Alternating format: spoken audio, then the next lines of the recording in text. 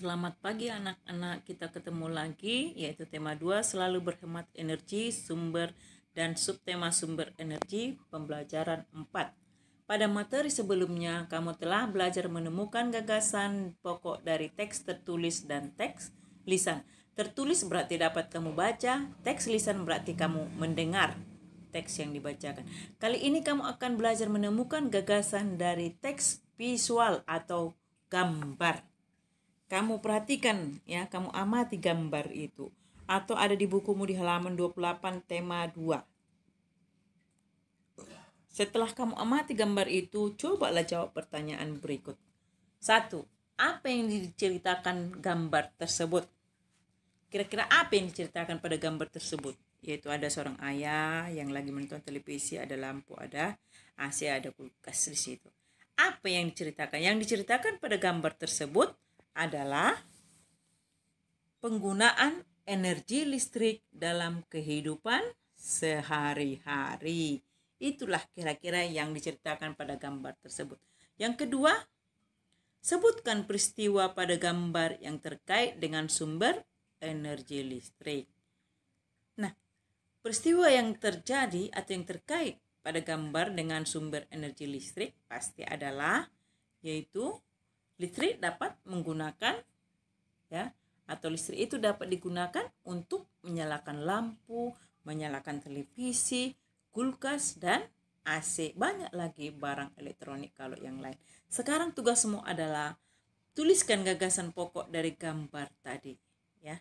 Apa kira-kira udah kita bahas tadi, yaitu apa gambarnya, kemudian peristiwa. Ya, dari sekarang kita disuruh tuliskan gagasan pokoknya.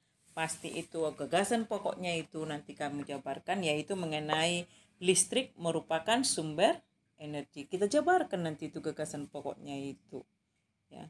Yaitu listrik merupakan sumber energi yang membantu kita melakukan aktivitas sehari-hari. Dengan adanya energi listrik, kita dapat menyalakan lampu, televisi, radio, setrika listrik, dan lain-lain. Kita semua berhak mendapatkan listrik. Kita wajib menghemat penggunaan listrik. Ya, kita wajib menghemat penggunaan listrik itu. Sekarang tugasmu atau kamu perhatikan gambar itu ada di halaman 29 itu. Apakah kita berhak menyalakan televisi? Jelaskan berdasarkan gambar yang itu ya. Ada gambar itu kan? Di halaman 29 itu ada di bukumu. Apakah kita berhak menyalakan televisi? Iya, kita berhak menyalakan televisi ya. Tetapi apabila kita hendak tidur, sebaiknya televisi benar harus dimatikan lah. Jangan biarkan televisi yang menonton kita. Pertanyaan kedua, apa yang terjadi jika televisi menyala tetapi tidak ada yang menonton? Apa yang terjadi? Yang terjadi adalah pemborosan energi listrik. Kalau sudah boros energi listrik akan menyebabkan pemborosan biaya. Banyak bayaran listrik, nanti rekeningnya menumpuk, dia membengkak. Yang ketiga, apa yang perlu kamu lakukan jika akan tidur? Ya, jika akan tidur, maka yang kamu lakukan adalah mematikan semua alat elektronik yang tidak digunakan. Yang empat, apa yang perlu diperbaiki dari sikap gambar di atas tadi? Gambar itu apa yang perlu kita perbaiki di situ? Yaitu yang perlu diperbaiki, kita harus memanfaatkan energi listrik secara bijak, atau perlu kita manfaatkan jika kita perlu, gunakan jika tidak perlu dimatikan atau dipadamkan. Sekarang lihat gambar berikutnya, gambar B di halaman 30 itu bukumu ya nak. Pertanyaan pertama berdasarkan gambar itu ya, gambar yang ada di halaman 30. Pertanyaan pertama, mari kita coba jawab.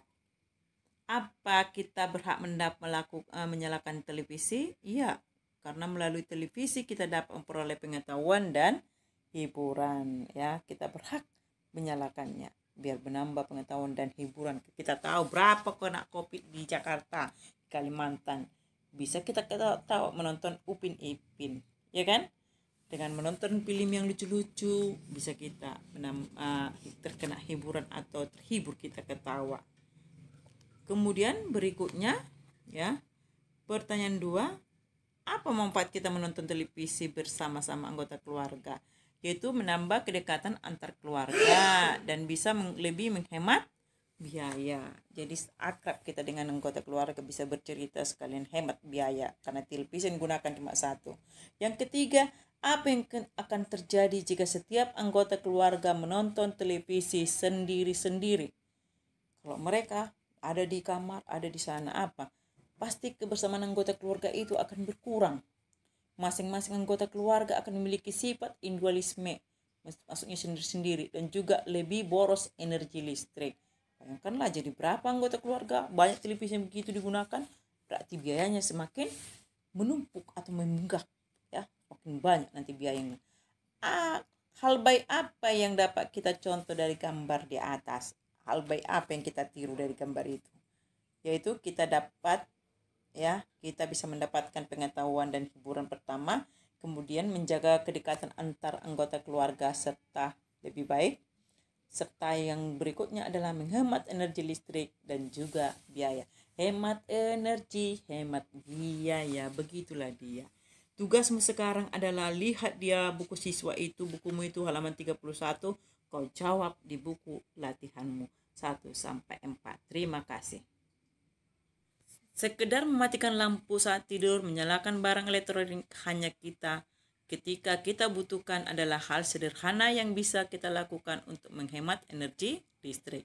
Menggunakan listrik dengan bijak adalah ketika kita menghematnya. Hemat energi listrik artinya kita sudah melaksanakan hak dan kewajiban secara seimbang. Terima kasih. Hemat energi, hemat biaya.